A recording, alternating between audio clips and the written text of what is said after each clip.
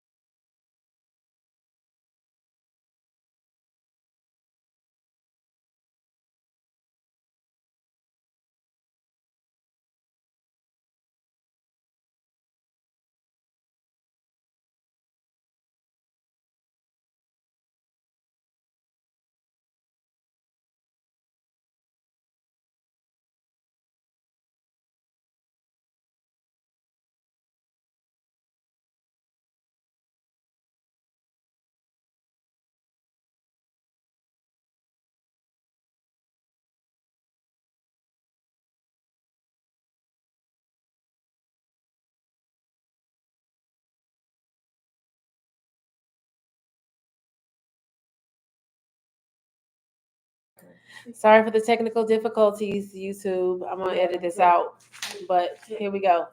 Oh, okay, thanks.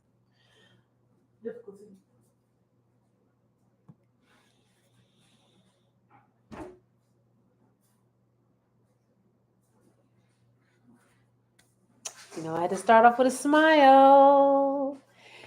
Hello, hello, hello. Good evening, good evening, good night, good night, good night. Happy, terrific, triumphant Tuesday. Hopefully, you've had a great start of you had a great day. I said start of your day. Hopefully, you've had a great day. Excuse me. I'm here for a short time, not a long time.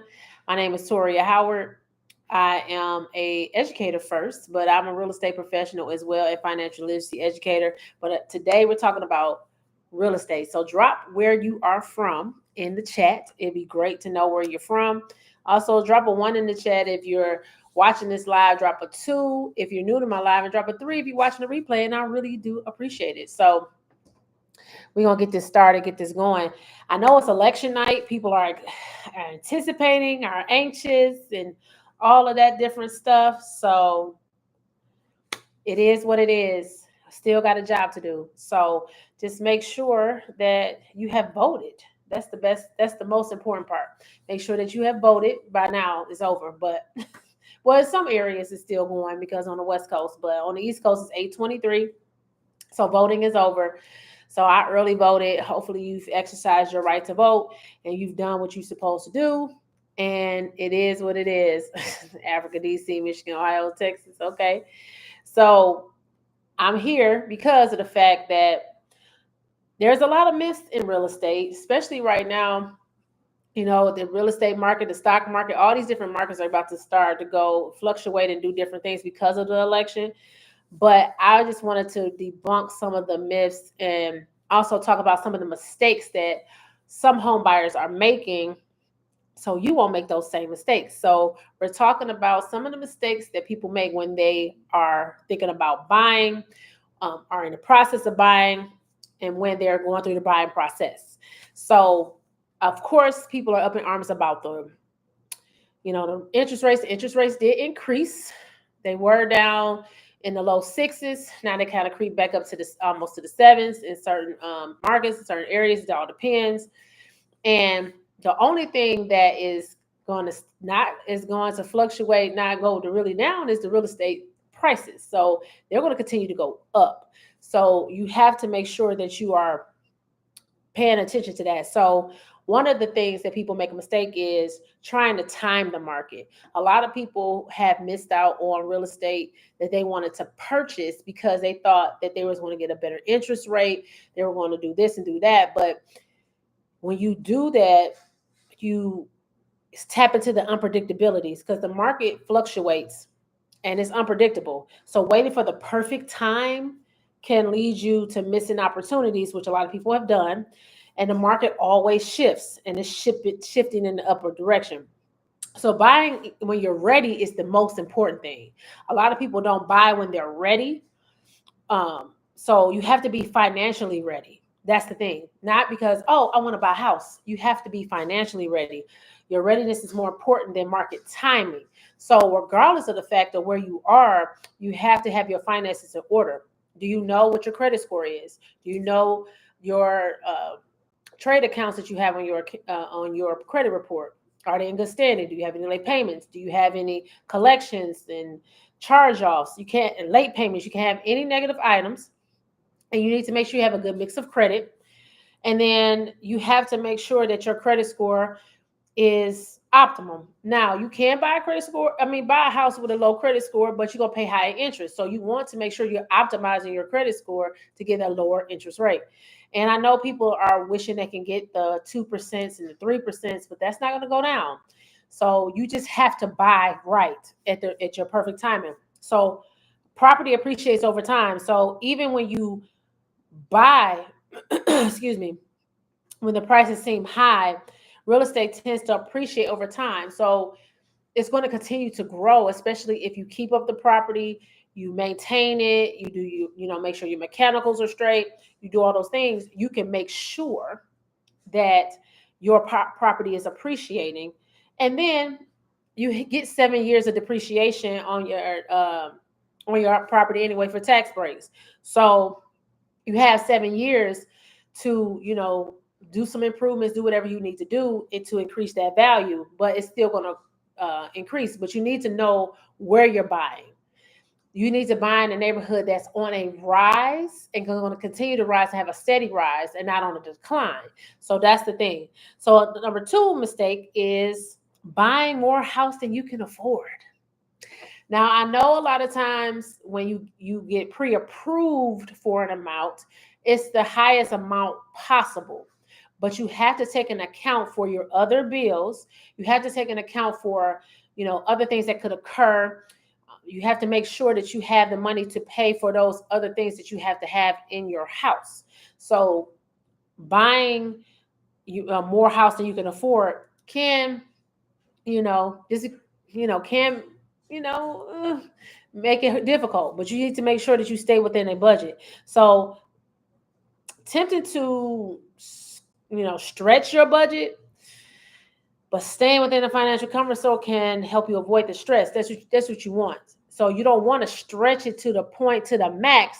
You want to keep it in a median where that is comfortable for you. So you want to be able to save for those major repairs that need to be done. You want to be able to save for your roof replacement, your electrical, plumbing, foundation, and HVAC. Those are the five major things that a house will need to, operate and function. And sometimes unfortunately, insurance companies don't want to pay. So you have to make sure that you have that emergency fund for those things. So know how much your roof costs, how long it's going to cost, how long it takes to replace it. And what you do is you take the years and amount it takes to replace it, and you divide it by that price, and then that's how much you will save. It'll give you the year price, and you break that down to the monthly price and save that every month. You do that with your electrical, your plumbing, your HVAC, your foundation, and your roof, and you will be able to combat that. So consider total monthly cost. You got to remember you have to factor in taxes, insurance, maintenance, utilities, not just the mortgage. So that's why I say you have to make sure you have that next egg. Emergency fund importance. You have to have that emergency fund because it can come with some surprises, and that those surprises are going to be on you. So you have to make sure you have a cushion. So that's why I said having an emergency fund, knowing how much those major things cost to fix, is optimal. And you just save every month. And when you think about it, it's like 15 years, 10 years, 20 years. If you break it down, then you know how much it's going to cost you monthly. It only comes out to like $30, $15, like $40 a month. And you save and you put that away. And if something happens, unfortunately, it can, then you'll have that money. And think long term. A small affordable home can grow with you, while a larger one can become a burden. So start where you are. If you are, if like for me, I just have one child. So I don't need a big house anymore. And she wants to go off to New York for school. So what do I look like buying a 5-bedroom house at this point? I guess I can rent out the rooms, but do I want other people living with me in my primary residence? No, maybe not. But so you have to just think about your lifestyle, longevity, and where you are. Now, if you're single and you don't have any children, you plan on having a family in the future, then you plan to start small. And then when you get married or get a spouse or however, domestic partner, or however you're going to do it, then you all build together. So what are your goals together? Then maybe you get a bigger home so that, use that home as an investment property, that start a home as an investment property, buy a home to, what they say, you should buy separate homes. The one spouse buys a home, the other spouse buys a home, and you do it like that. But if you're going to buy a home together, then you'll buy something bigger. Then if your family grows, you outgrow that house, you take that house and do the same thing. You keep it and reinvest it into a rental, and then buy that bigger home, because that's going to give you, that other home is going to give you the leverage that you need in order to get that bigger home. So you want assets to pay for those items instead of your hard-earned money. So that's what you need to think about. So start small, start where you are, and then progress upward once your lifestyle changes. A lot of times people are missing out on the assistance programs that are in our states, in our cities, and our counties. So you need to research, those local and federal programs. Like here in Detroit, they're offering up to $25,000 for people to purchase a home. It's based on your income, of course. But the other counties have those same incentives as well. Oakland County has, I think it's like 14 to 17,000. Macomb has like something, different counties have different incentive assistance programs for you to purchase a home. So there's money out there. You just have to make sure you have everything in alignment. So there's grants, low interest loans, and tax incentives specifically for first time home buyers. So you have to get with a professional, a lender who has those different types of programs, so that you will know what's best for you. You can also make sure that you get a professional like myself to help you negotiate your deal so that you can bring that price down a little bit. You might get the seller to buy some of your mortgage points, which will bring down your interest rate a little bit. So it's so many different nuances that can happen. So you have to have a credit friendly. There's credit friendly programs too. Some programs cater to those with lower credit scores or smaller down payments, like NACA. NACA does comb through everything, but they will get you in the home and they will help you build your financial literacy. And don't assume that you don't qualify. You never know until you try. But you have to make sure that you're building a relationship with the professionals so that you won't go and get all these inquiries and do all these things. So just make sure that you are connecting with some professionals that you trust, that you feel that speaks to you, so that you interview these people. You have to show they work for you. You don't work for them. So you excuse me, you interview the real estate agent you're going to choose, the loan officer, the bank you're going to choose, all these different people that are going to be a part of your process. Interview them, ask them questions. I have a video about what some questions that you can ask a real estate agent, a mortgage professional, and it's also going to be in my book that I'm coming out with. So you have to make sure that you are asking the right questions and working with that right professional that will help you get to where you need to be. So the last point I want to make is not leaning on the expertise of a pro. That's another mistake. A lot of times people want to do DIY, but I mean, if you want to get into it and learn it and do it fine, that's great. But you have to know market insight and negotiation skills. So real estate agents like myself provide knowledge and skills that will save you money. Just like I said, help you buy down your points with the seller, help you get closing costs paid for, all these different things, guidance through the process. Now, it is a process and it's a long process, a tedious process. It can be a heart-wrenching process. Trust me, I've been through it myself. So you have to make sure that you get in with a professional that will help you through each step of the way, from the beginning all the way to the end. And even afterwards, I'm still talking to clients after I've helped them purchase their properties to help them with something. And then you have to connect with trusted resources. Like I said, you have to gain that relationship with your professionals, the real estate professional, the loan, the mortgage broker, all of those different people that are in that's going to make or break your deal. You have to make those connections, those relationships, those with those lenders and those professionals, so that you know who you want to pick. And then you can avoid costing mistakes by hiring a pro. So a pro can help you, avoid the pitfalls. You may not know what exists, or safeguarding safeguarding your investment. So it's so many different things. So let's just go back and recap. Some of the mistakes that first-time home buyers make is trying to time the market, trying to make sure you get the perfect time to buy a home. There's no perfect time until you're ready. That's the perfect time. When you're ready, you have your finances in order. That is the perfect time to buy a house, regardless of the fact of what the interest rate says, because there's ways to combat that. There's ways for you to not have to pay a 30-year mortgage. And you have financial literacy and a financial strategy. You'll understand that buying a house with the interest rate, you can combat that by doing several things that will help you pay that mortgage down quicker. Number two is buying more house than you can afford.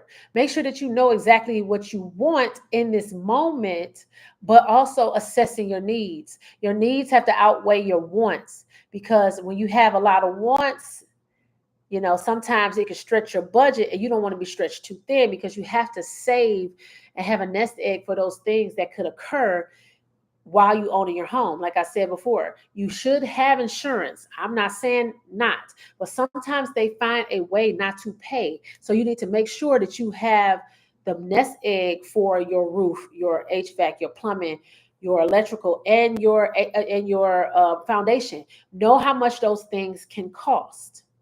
I did a video about that as well. Know how much those things can cost. Break it down based on the year in which it's going to need to be replaced. So like 15 years, and the roof costs 10,000. You divide it by the 15 years. That's how much it costs for 1 year. You break that down to 12. That's how much you need to save a month. And it's going to be like $30 to $40 a month. So it's really not as expensive. If you break it down, you spend that much on going out to eat. So just know, or more actually. So just know, about having an emergency fund, knowing what your needs are, and not stretching your budget too thin where that you can't afford it.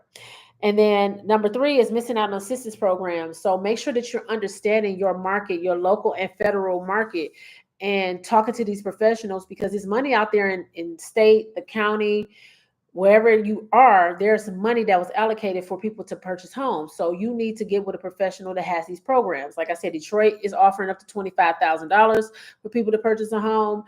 Oakland County, Michigan has a program. Macomb has their own separate money. So depending on where you want to live, you can utilize those funds because it's there for you to have. And just make sure that you understand those programs that are out there. And then number four, not leaning on the expertise of a pro. If you want to go, like I said, if you want to go out there and learn it and get your real estate license, do all that, please, by all means, do that. But during your process, if you don't know, hire the experts that know, hire the pros, and they will get you through the process and show you how to negotiate, how to, do different things to get this, the seller to pay for certain things. And you can avoid costly mistakes during that.